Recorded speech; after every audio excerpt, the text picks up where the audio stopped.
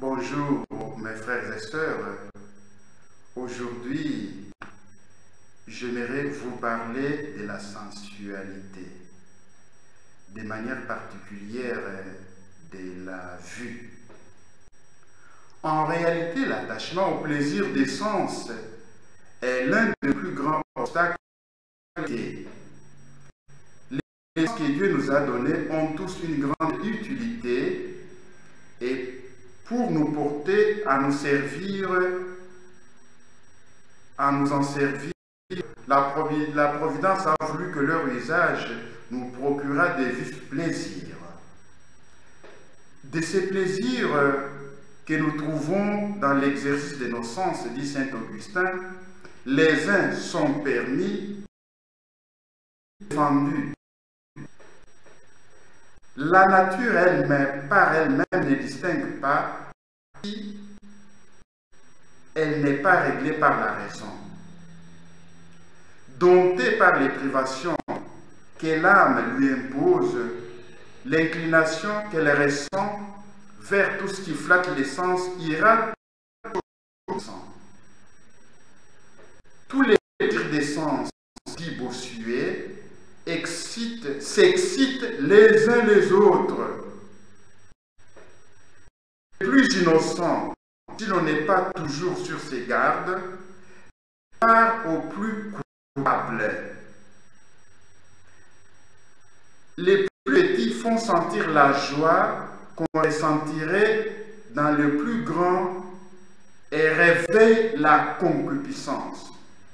Vous pouvez trouver cette citation dans le traité de la concupiscence, chapitre 5, des Bossuet.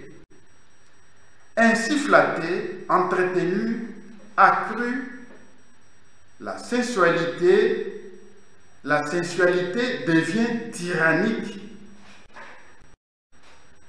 On aime son corps avec une attache qui fait oublier son âme et l'image de Dieu qu'elle porte empreinte dans son fond. On ne peut rien se refuser. Un souci de sa santé fait qu'on flatte le corps en tout. Et tous ces divers sentiments sont autant des branches de la concupiscence de la chair. Hélas, je ne m'étonne pas si craignait tant la santé dans ces religieux. Vous savez où elle mène si on ne sait châtier son corps avec la vôtre et le réduire à servir par les mortifications, les jeûnes, la prière et par une continuelle occupation de l'esprit.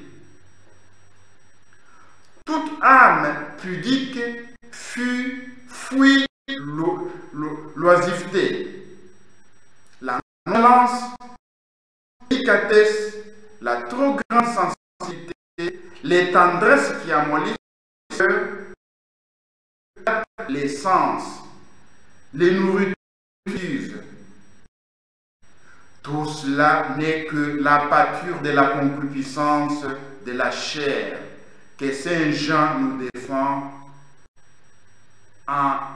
et tient le feu. Il faut aussi savoir que l'amour déréglé de notre corps procède par degrés. Il y a d'abord l'amour de tout ce qui nous paraît nécessaire, ou plutôt tout ce qui aveugle, de tout ce qu'une aveugle cupidité nous présente comme nécessaire pour l'entretien du corps. Puis l'amour des commodités que nous recherchons avec tant de soins et qui flattent nos corps. Ensuite, l'amour des délices de la vie, qui par superfluité et leur excès affaiblissent souvent ou même détruisent nos corps. Enfin, l'amour des plaisirs défendus et des voluptés illicites qui suit nos corps. Faisant allusion à un texte de Jérémie, Ascendit mors per fenestras C'est en latin qui signifie la mort par la fenêtre. Saint Jérôme nous dit que les 5 sens sont les fenêtres où l'ennemi entre dans la forteresse de notre âme.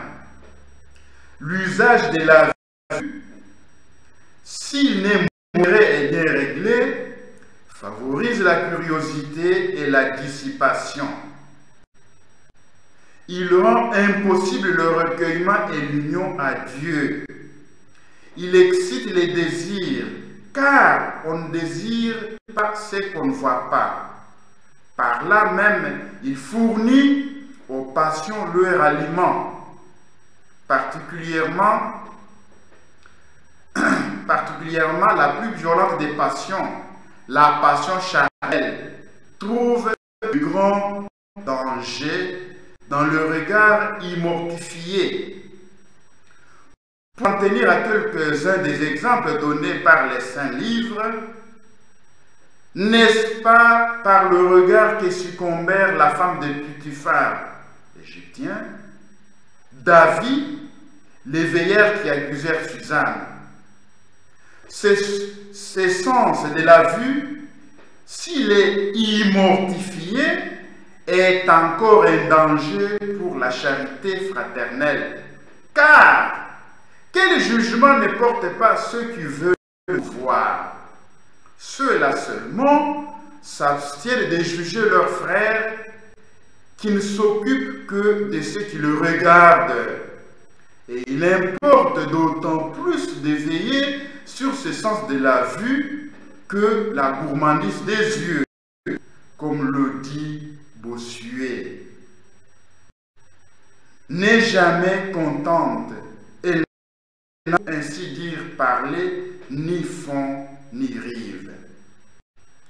On doit réprimander les yeux, a dit un saint. Autrement, il décroché d'enfer qui entraîne l'âme comme par force et la font pécher presque malgré elle. Laudetur Jesus Christus, Semper Laudetur.